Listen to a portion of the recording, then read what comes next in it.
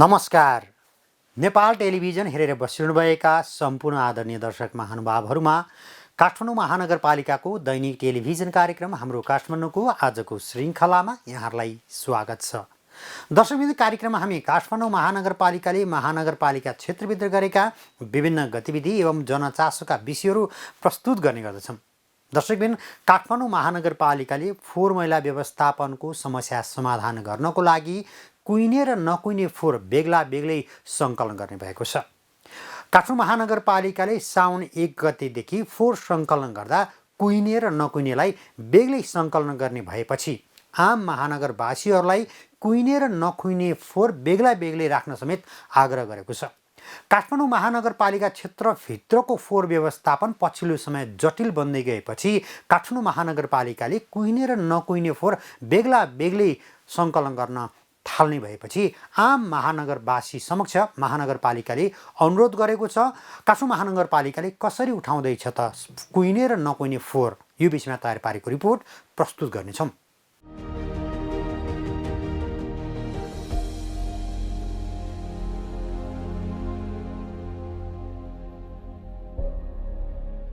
के तपाईँ काठमाडौँ महानगरपालिका क्षेत्रभित्र जथाभावी फोहोर फ्याल्नुहुन्छ वा कुहिने र नकुहिने फोहोर एकै ठाउँमा राखेर फ्याल्नुहुन्छ?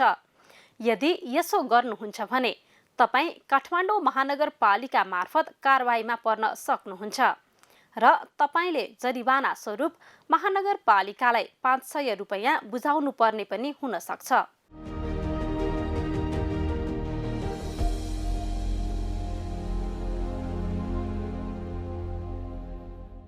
महानगरपालिकाले आगामी साउन 1 गतेदेखि कुहिने र नकुहिने फोहोर घरमै छुट्याउनका लागि अनुरोध गर्दै एक सूचना जारी गरेको छ। महानगर मार्फत जारी सूचनामा कुहिने र नकुहिने फोहोर छुट्याउने जिम्मेवारी उत्पादनकर्ताकै भएकाले सोही अनुसार फोहोरको प्रकृतिका आधारमा सङ्कलन गर्न आग्रह गरिएको छ। यसरी छुट्याइएको कुहिने र नकुहिने फोहोरका लागि बेग्ला बेग्लै दिन फोहोर सङ्कलन गर्ने गाडी आउने र सङ्कलन गर्नेछ। स्रोत अर्थात् घरमा नै फोहोर नछुट्याए त्यस्ता फोहोर नउठाउने महानगरपालिकाको सूचनामा जनाइएको छ।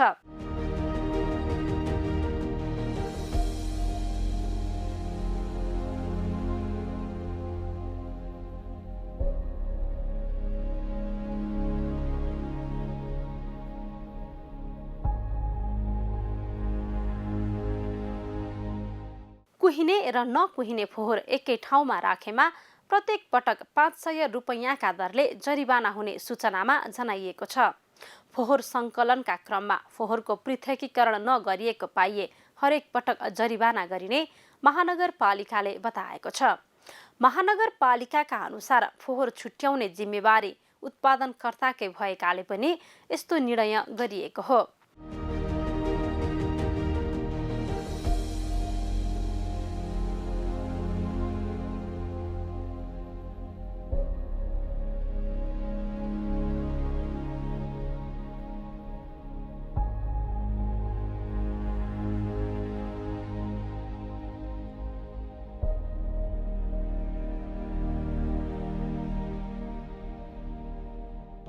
महानगरपालिकाले सिस्टोल र बन्चरे डाँडा ल्यान्डफिल साइटका प्रभावित स्थानीय र त्यहाँका स्थानीय तहसँग आगामी साउन 1 गतेदेखि फोहोर स्रोतमै वर्गीकरण गर्ने प्रतिबद्धता जनाएको छ। असार मसान्तसम्म मात्रै अहिलेकै अवस्थाको फोहोर फाल्न दिन नुवाकोटको ककनी गाउँपालिका र धादिङको धुनीभेसी नगरपालिका सहमत भएका छन्। तर साउनबाट फोहोर नछुट्याई अहिलेकै शैलीमा ल्यान्डफिल साइटमा लगिएमा फोहोर फाल्न रोक्ने उनीहरूको चेतावनी छ। यस्तै महानगरपालिकाको वातावरण तथा प्राकृतिक स्रोत संरक्षण ऐन 2077 को दफा 51 थ र फोहोर मैला व्यवस्थापन ऐन 2068 को दफा 38 थ मा जरिवाना गर्न सकिने व्यवस्था छ। यसैले पनि महानगरपालिकाले स्रोतमै फोहोरको वर्गीकरणलाई प्राथमिकताका साथ उठाएको हो।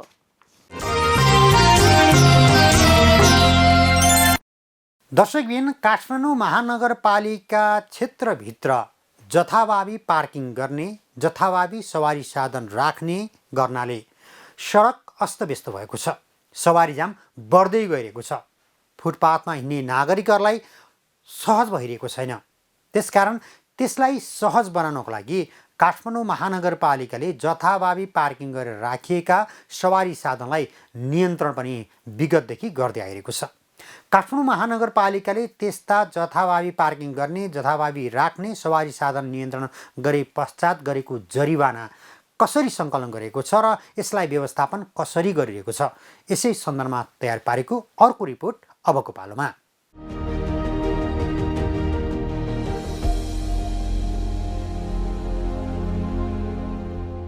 के तपाईँ आफ्नो सवारी साधन तोकिएको क्षेत्रभन्दा बाहिर वा सार्वजनिक आवागमनमा बाधा पुग्ने गरी सडकमा जथाभावी पार्किङ गर्नुहुन्छ? यदि यसो हो भने तपाईँ जरिवानाको भागीदार बन्नुहुनेछ। यसरी अनियन्त्रित पार्किङ गर्ने कतिपयले जरिवाना समेत तिरिसकेका छन्।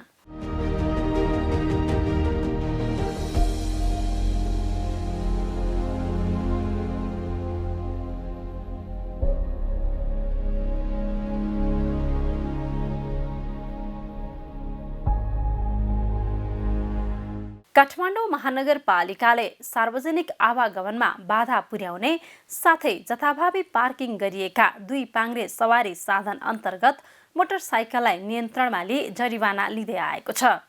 नगर प्रहरीले ट्राफिक प्रहरी र कतिपय अवस्थामा स्थानीय प्रहरीसँगको सहकार्यमा यस कार्यलाई दैनिक रूपमा सञ्चालन गर्दै आएको छ। त्यस्तै आवत जावतमा अप्ठ्यारो नपारे पनि कानुनले निषेध गरेका क्षेत्रमा पार्किङ गर्नेलाई भने ट्राफिक प्रहरी मार्फत कारबाही गर्दै आएको छ।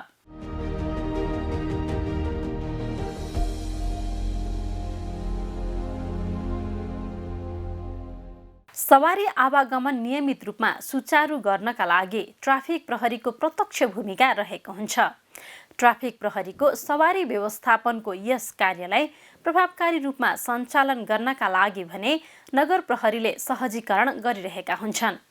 पार्किङ गरिएको सवारीले आवागमनमा बाधा पुर्याएमा ट्राफिक प्रहरीले दिएको सूचनाका आधारमा त्यस्ता सवारीलाई नियन्त्रणमा लिइन्छ। त्यस्तै कतिपय अवस्थामा नगर प्रहरी आफैले पनि त्यस्ता समस्याको पहिचान गर्ने भएकाले ट्राफिक व्यवस्था कायम गर्न नगर प्रहरीको सहयोगी भूमिका रहेको पाइन्छ। हाल महानगरले उपलब्ध जनशक्ति, स्रोत र साधनका आधारमा दैनिक 50 देखि 80 वटासम्म मोटरसाइकल नियन्त्रणमा लिँदै आएको छ। नियन्त्रणमा लिएका सवारी साधनलाई उपत्यका ट्राफिक प्रहरी महाशाखा रामशाहपत बग्गी खानामा राखिन्छ। आवश्यक कागजात देखाई सवारी धनीले 2 पाङ्ग्रे सवारी साधनलाई प्रति साधन 1000 रुपैयाँ जरिवाना तिरेर लान पाउँछन्। महानगरको ऐनमा टेकेर यो कारबाही हुँदै आएको छ। महानगरपालिकाले सवारी धनीलाई सचेत तुल्याउँदै सुरक्षित यात्रा र शहरी सुव्यवस्था कायम गर्ने उद्देश्य सहित यस प्रकारको कारबाही गर्दै आएको छ।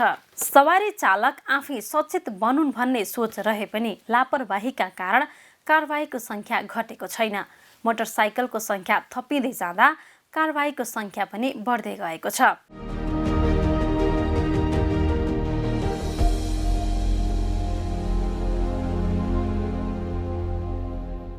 यस किसिमको कारबाही अन्तर्गत महानगरले चालु आर्थिक वर्षको 11औं महिनासम्ममा 13,970 मोटरसाइकल पक्राउ गरेको छ भने 13,890 मोटरसाइकललाई कारबाही गरेको छ। यस अवधिमा सबैभन्दा धेरै पुस महिनामा 1,500 मोटरसाइकल पक्राउ गरेको छ। त्यस्तै सबैभन्दा धेरै कारबाही भदौ र पुस महिनामा गरेको छ। ती महिनाहरूमा कारबाहीमा परेका मोटरसाइकलको संख्या बराबर छ। जुन अवधिमा 1464 मोटरसाइकल कारबाहीमा परेका छन्। यस्तै सबैभन्दा कम पक्राउ संख्या फागुन महिनामा 973 छ। त्यस्तै कम कारबाही संख्या फागुन महिनामा नै 980 छ। कारबाही बापत महानगरले आर्थिक वर्ष 2078-79 को साउनदेखि जेठ मसान्तसम्ममा 1,39,70,000 रुपैयाँ राजस्व सङ्कलन गरेको छ।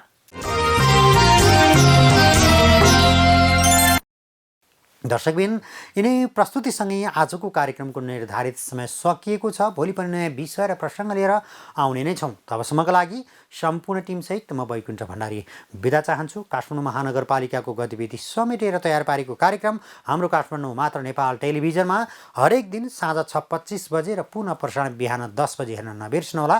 नमस्कार।